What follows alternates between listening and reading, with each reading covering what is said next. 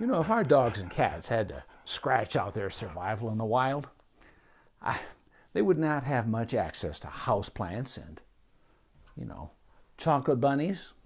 They don't celebrate holidays when they're out there trying to survive. But living the dream with us inside our houses, they have plenty of time to explore and counter surf. Anybody here ever had a poisoning at their house with a pet? Getting into chocolate or plants or other household toxins? Put it in the comment line and give me some comments. Let me know what happened and what you did about it, or what other questions you have. By the way, in case we haven't met, I'm veterinarian Dr. Jeff Nickel, and this is Miss America. Girlfriend, will you sit up and show everybody how cute you are? There we go. And I have two cats. Carolyn will hand me some cat feeders in a minute to lure these little rascals up onto the table. And I will give her back my chocolate bunny because I do not want this in harm's way. We'll talk more about this later. But most people know what a problem this can be. We'll give you more particulars. You know, I'm here to provide information, but if anybody has any questions, I don't care whether it's behavioral, and of course, I'm residency trained in veterinary behavior medicine, but I've had many years of experience in general veterinary practice, including lots of emergency work, including poisonings. And I'm going to explain a recent case that, boy, really got my attention. Dog did okay, though, but it was touch and go. Anything else you folks want to know, I'm here to answer those things because Easter's coming up and flowers are blooming. So, Carolyn, do you have any cat feeders? Mm-hmm. Okay. We'll get these cats up here and I'll get rid of this chocolate bunny. So here's this story. This was after I left general practice and finished my residency in behavior medicine. And I came to the treatment room at the Veterinary Emergency and Specialty Center. Here you go, Gaston. Hey, baby. There you go. Tony T? Yeah, that's right. Now, you guys don't need to mix it up. There's plenty of kitty crack here. There was this lab. Oh, look, who's here? Carolyn will give me the... Oh, Amanda. Wonderful. I'm glad you're here. So I came through the treatment room, and there's this really big black lab in a run, 85 pounds. And the staff could hardly keep up. They had given this dog something called apomorphine. We've used it for years. It is related to morphine. It can be given by injection, but it comes in a little bottle of little tablets, not to be given orally. We take that stuff when we want to induce vomiting, and we put it beneath the lower eyelid where it absorbs across the mucous membrane, and it causes vomiting safely and reliably. And this dog, its folks had seen it eat a big, generous box of chocolates. And they knew that that was going to be a problem. They did not wait for that dog to start showing symptoms. And we'll talk about that in just a few minutes. And they brought him right in, and the staff immediately put the apomorphine beneath his lower eyelid, and he started vomiting. And the staff, they were working as fast as they could to keep it cleaned up, of course. But it was an enormous amount of thick, brown, looked like chocolate pudding. And he was immediately started on intravenous fluids, and we were ready to start adding Valium intravenously to slow down any hyperactivity. And the problem is this, that chocolate contains something very closely related to caffeine, and these are called methylxanthines. One in particular that's a problem in chocolate is called theobromine, and dogs do not handle this stuff well at all. All right, let me see if I can, darn thing. I'm trying to get it to show me who's visiting us, because anybody who's with us on this thing, I would love it if you would. To the right. Swipe left to right. Left to right. At the bottom. All right. Well, it's not working. Well, I had it that way. Yeah. Isn't it bad? Sorry about that. Anyway, thank you, Carolyn. Well, sure enough, this dog, thank you. Ah, wonderful. Okay. Amanda is here. Portia is here. Wonderful. And Cindy. So, anyway, thank you for coming. And anybody else, please tell me you're here and tell me where you're from. Most people who attend these. I've seen them before, but we get some new visitors sometimes. So anyway, this dog did start to have hyperactivity. If you've ever drunk too much coffee, you can feel pretty jittery. Well, you have no concept of how miserable and frightened and disoriented a dog can get when they've become poisoned with chocolate, because their nervous system is firing on warp speed and they can have seizures. This dog didn't quite go that far, but was looking quite agitated, dilated pupils, looking very, very nervous, and started having muscle twitching.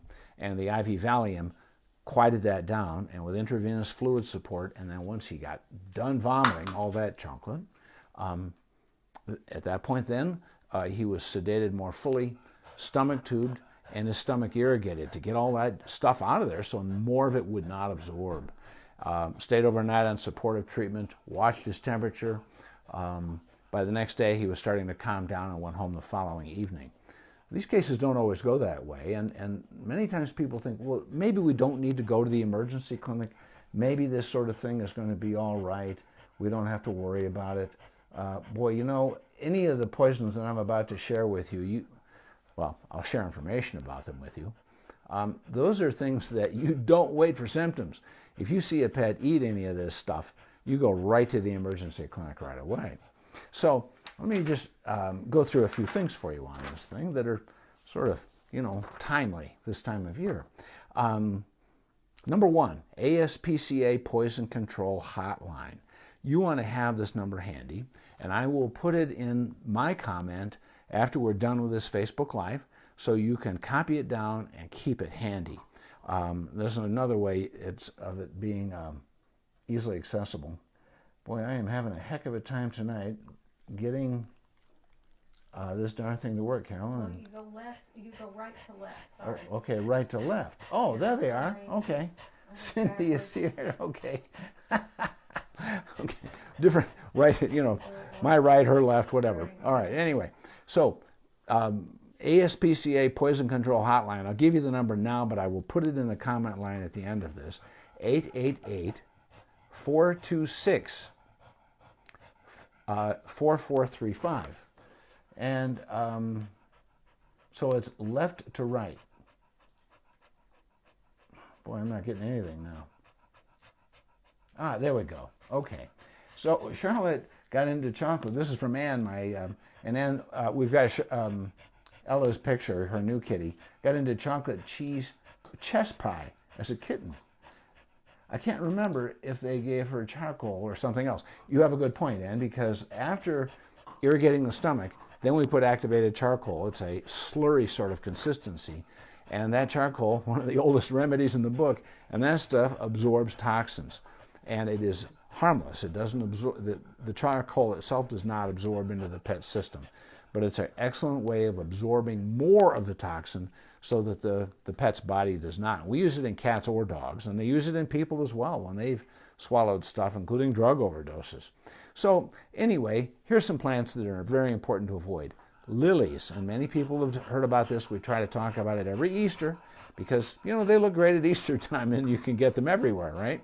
Well, the problem is that they are poisonous to cats and dogs, but especially cats. And the trouble with cats is that they will eat the bulbs. And let me show you what this looks like. You know, probably everybody's seen the bulbs of these plants that you can put in your garden, right? Well, cats will eat these things, and the bulbs themselves are especially toxic, much more than the leaves or the petals of the flower. And if your cat has eaten any of that stuff, don't waste time. Head over to the emergency clinic and call on your way and let them know you're coming. The kinds of symptoms that we'll see with that: vomiting, lethargy, abdominal pain, drooling. If you wait long enough, they won't eat. They get lethargic, and they will have tremors, cats and dogs. Now, here's an important point. Lots of cats and dogs eat leaves, go out and chew grass in the yard, chew on houseplants that are actually harmless, except that it causes them to vomit. So eating almost any kind of plant will make that happen. Amanda says, my dog used to swallow toads. I give her a little hydrogen peroxide and water. Yeah, and toad poisoning is a particular problem, Amanda, because that slimy stuff on the outer surface of the toad is a hallucinogen very closely related to LSD. And in fact, people have gotten, high, experiencing the hallucinations, believe it or not, by licking toads. I have seen that in the veterinary clinic, not with a person doing it because I don't treat humans, but I have seen dogs come in after having licked or tried to eat a toad. And they look pretty freaked out. And largely, we don't have a specific antidote for many of these. There's no point in getting a dog like that to vomit because the material on the outer surface of the skin of the toad gets absorbed through the mucous membrane of the mouth. So we rinse out their mouth, and we give them supportive care. And we want to make sure that they don't freak out. And again, IV Valium can be especially helpful for that kind of stuff because it is an anti-anxiety as well as a way of controlling seizures and tremors. So we keep that kind of stuff handy for these things. So Amaryllis, another popular Easter plant, a pet who eats any part of that will have vomiting and lethargy and all of those other same symptoms, sometimes abdominal pain and tremors, that kind of stuff. Now, here's a picture. Anne is with us, my excellent sister-in-law in Tulsa, and this is her new kitten. This is Ella. And I mean, is that a beautiful little cat or what? This kitty's mother was a stray cat, a feral cat, in Anne's yard, and they could only catch that cat using a have-a-heart trap to bring her in and get her spayed because she was totally feral, but her kittens were not. And Anne adopted Ella here. But the plant that Ella's camped out in here is a peace lily, as it turns out, which is a lot less toxic than other lilies, and there are lots of lilies in the lily family, but Easter lilies are highly toxic, and the bulbs, of course, but peace lilies less so. But cats can get poisoned by chewing on peace lilies, usually not severely sick. But, we never encourage people to say, well, it's only a peace lily, don't worry about it. And so I'm nervous about Ella, Anne, I'll be honest with you. And you could say, well, she's got plenty of food to eat. Absolutely. But that doesn't mean that she won't try to chew on this sort of thing. So be very careful with that. The Sago Palm, southern, southwestern, like in New Mexico, people use those as ornamental plants outside. Those darn things can trigger vomiting and even seizures and liver failure. These things, you got to be so careful with them. Azaleas and Rhododendrons are another one that can lead to vomiting and drooling and diarrhea. And the problem with those is if they get enough of it, they will go into a coma and die of cardiovascular collapse. Here's another one, particularly timely in New Mexico, is marijuana, right? I mean, that stuff's been around for a long time. It's a weed, for God's sake. But marijuana, of course, has just been signed off as legal in New Mexico by the governor just today. I guess it'll be about a year or so before there are dispensaries and people can just go in and buy marijuana, enjoy that. Well, here's the problem, is that dogs will eat this stuff. And I have seen that poisoning in the veterinary clinic. And it's especially bad when people make marijuana brownies, right? Well, so you've got the pet now who's been poisoned by the marijuana and by the chocolate and the brownies. This is a big, big problem. So if you're going to do this kind of stuff, you've got to be very careful. You have to be responsible with your pets. And of course, there are people, often there are kids who get into the marijuana who share it with their pets. And that is extremely, frankly, it's irresponsible because it isn't fair to the pet. They have no idea what's come over them when they get overwhelmed by these feelings. And it doesn't take a lot of marijuana to cause severe central nervous depression in the dog. And in some cases, tremors and even seizures can occur. Thank you for the hearts. I'm glad you find this information helpful. So if you're going to have marijuana around, just be careful. Just be responsible about it. Obviously, we don't drive if we're going to use that kind of stuff. We don't drive if we're going to drink. What you do in your own home, in your own privacy, is completely your business. But you've got to be very careful with your pets. It's sort of like having children. When our children were small, I went around and I child-proof all the cabinets. I put all those little latches, the baby gates across the stairs. across the fireplace. I didn't want those little guys getting hurt, and it all worked out just fine. Well, you have to do the same thing with your pets. Now, here's an important reason why that can be such a problem, and that is counter surfing, right? And by the way, this kind of information that I share every week in these Facebook Lives and my weekly newspaper column, which is in the Albuquerque Journal on Friday mornings, well, that all lands in the email box of people who subscribe to my website every Tuesday morning. And you can get that at no charge. All you have to do is go to drjeffnickel.com, drjeff.nicchol.com, and at the bottom of the homepage, you can just put in your email address and you're automatically subscribed. And when you do, I will send you at no charge my at-home pet first aid and CPR guide. And there's a whole lot in there about home poisonings. So pretty valuable and certainly germane to the discussion that we're having right now. Just keep that kind of stuff handy.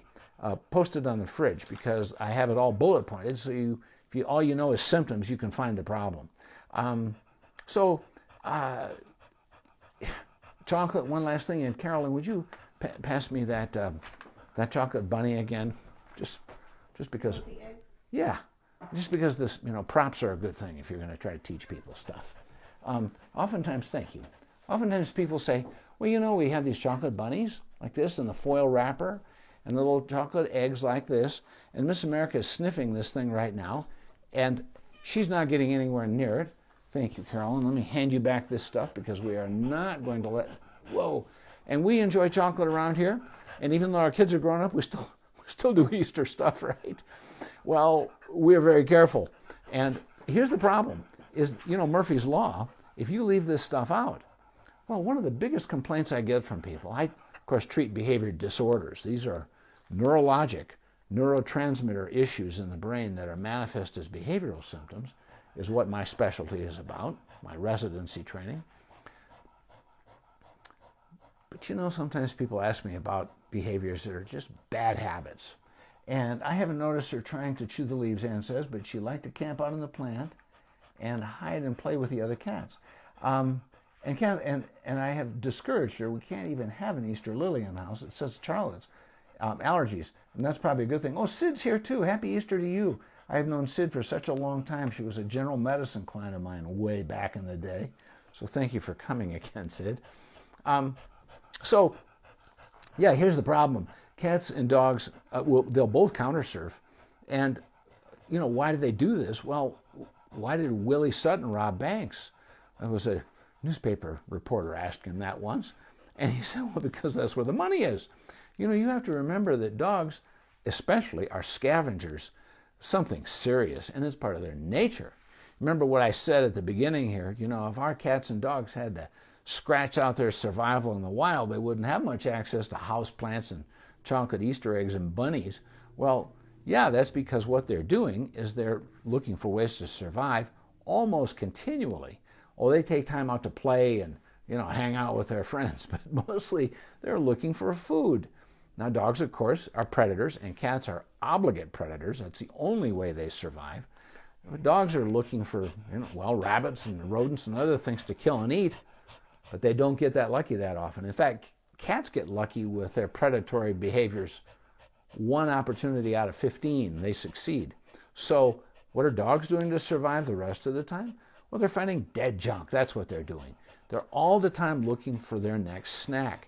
So when a dog lives in our home with us, they're smelling the table, they're smelling the counter, and if you leave any food out at all, they're going to be directly attracted to it, and they're going to steal it.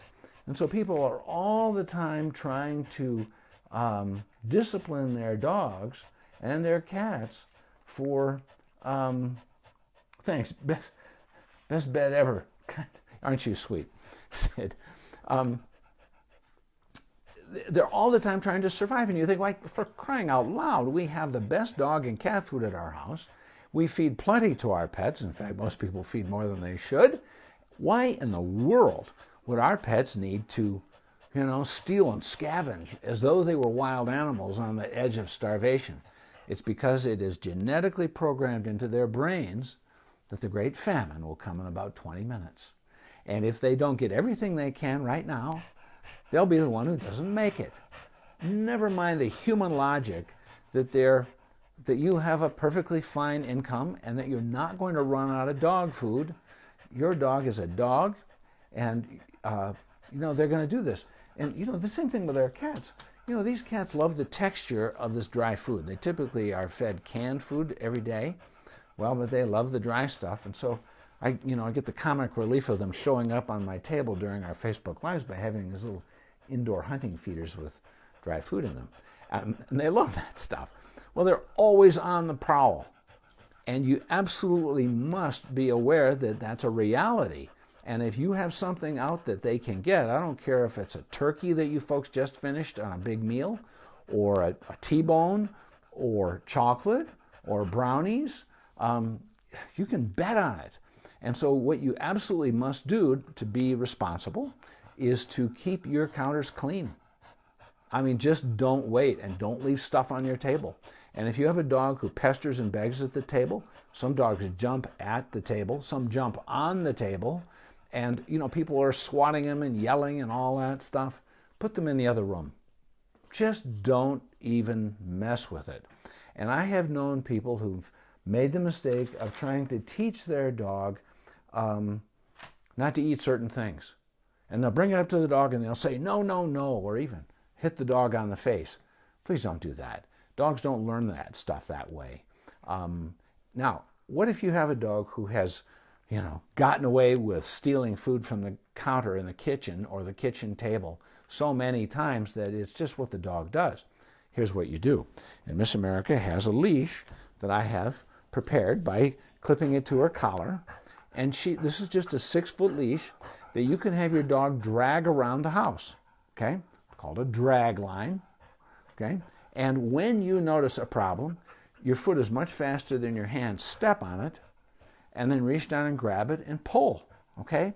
Now, if you're having, friends over, after we're all fully vaccinated, of course, and, for whatever reason, you don't want to put the dog in the other room, but you want to prevent these problems, you can get a lightweight carabiner like this. You can get these at the check stand at the pharmacy. This kind of stuff people use them to hang keys from their belt, for example. Well, you can take this and put it on the handle of the leash, okay? And then snap this onto your belt. And now you have your dog tethered to you. And as you move around the house, she goes with you everywhere you go. And so if you're in the kitchen and she tries to jump up on the counter, you can simply back up and create distance. Now, reprimands, you might have heard me say this 100 times already, but if you don't, trying to look at the iPad and you have your big fuzzy head there, you just want me to rub your head, and I'm trying to see, because it seems like somebody else left me a comment. Oh, there we go. Whoop, there it's back now. I'm curious about essential oils. I have some on my skin, and either cat grooms me. Will it harm them? Generally not, Ann. Those are usually okay. Although if they've got stuff like Lilies in them, I would not use them at all. Usually cats who get into enough of that, leaking essential oils off their person's skin, they'll start to vomit and hypersalivate and drool. So you're probably okay if you have not seen symptoms like that. And I'm glad you brought that up. When you catch your dog or cat doing the wrong thing, and especially this is true of dogs, forget the reprimands and the scolding and all that stuff. It upsets everybody. The dogs do not believe it. This is established, research-based. Dogs do not believe that they have any entitlement to a response from their leader. From their perspective, everything must be earned. Nothing is free except water to drink and air to breathe. They believe that their access to all resources, including interactions with their person, are earned. And you say, oh, wait a minute. My dog loves me. There's no question that my dog is like a little child in a furry suit, right?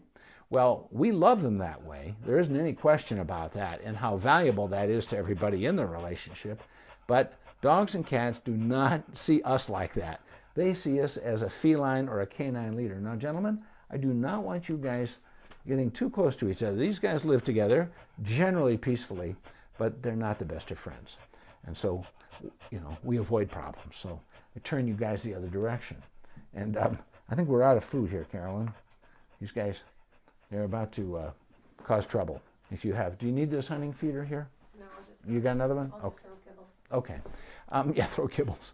So, so what you want to do with these guys is ignore a dog who behaves badly. Really.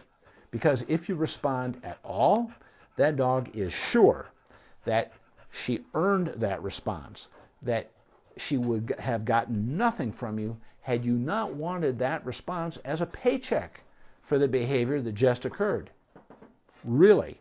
So when your dog tries to jump at the counter or steal from the table, you do not say stop it or leave it. Now, leave it is a perfectly legitimate command you can teach a dog, and it's a different subject for a different day. In fact, you know what? We probably should do a Facebook Live on that.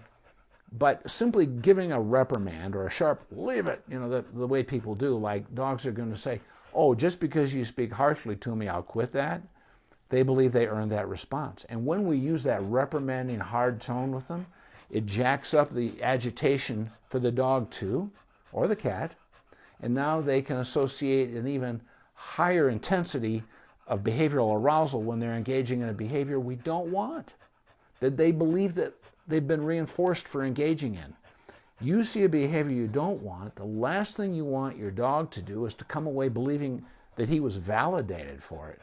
So you see counter surfing and jumping, you ignore, which is why you have the drag line attached to the collar. Step on it so you can put an end to the problem immediately, grab it and pull it and go elsewhere, okay? And if it's a common problem, then you tether the dog to your belt using this little lightweight carabiner, or you put the dog in the other room. And most important of all, keep your counters and your tables free of food. Unless you are actively preparing food or eating, you need to clean it all off there. Because these pets are what they are. They are members of those species, and these are things that are foundational to who they are. And one last point, I'm going to make this point real quick, is that we have a new research study came out. This is something we've known for a while. This is a product that is made, I'm going to turn the camera around so you can see it. This is called Cilio, oral mucosal gel. I'll show you the syringe here in a second. This stuff is FDA approved for dogs with storm phobia or fireworks, loud noises. Here in Albuquerque, we use this for dogs also who have phobia of hot air balloons. Phobia is that completely unfounded, overwhelming fear. Okay, dogs with storm phobia, for example, have never been hit by lightning, but they're really overwhelmed and highly distressed. This is a gel. This is a syringe, but there's no needle on it. And this is you measure this and you put it between the lower lip and the gum. It absorbs neatly that way, and in 20 minutes, it has a reliable, very safe anti-anxiety effect. It is approved for use in dogs. We've used it in cats. In dogs, we can double the dose. I'm not explaining this right now because of storms and fireworks, but because this new study came out and very clearly quantified and gave us very strong support for pets who come to the veterinary clinic and are nervous and trembling and really having a bad time. And we can have their person give this between the lower lip and the gum, or the upper lip and the gum, either one, in the veterinary clinic or outside in the parking lot, and 20 minutes later, they feel much better. And they're just more relaxed. Now, admittedly, there are some dogs and cats who are so freaked out in the veterinary clinic, so defensive and panicked that they will become aggressive. And this isn't going to touch the severe cases. But there's no point in a pet being nervous and fearful in the doctor's office, in part because each time they come, they get a little worse. And besides that, they're miserable, and who wants that? So your veterinarian probably has this stuff called Cilio, S-I-L-E-O, in the pharmacy. And if they're unaware of this research, they're welcome to contact me, and I can share that with them. But this stuff is safe, and it's golden, and you can give a double dose if you want to and eliminate that fear. Off topic, but I just read that study, and I felt like I wanted to bring it up. So that's all I have for you tonight. And I just want to remind everybody, don't forget to get your vaccine at your first opportunity and wear your mask at least until a couple weeks after your booster, and to take the time to build a foundation of trust and choice and freedom for your pets. Because just like people, dogs and cats whose leaders only want their needs met become obstinate, and the problems get worse. And you know, at any point in a relationship, a pet can learn to trust its person, not to intimidate him. So thank you for sharing this time with me. I'm just delighted that I have so many friends who come and visit us for these Facebook Lives and ask such questions that are helpful to everybody else who's part of these things. And any other questions come up, you're very welcome to put them on my Facebook page. Sometimes I need extra questions for my newspaper column.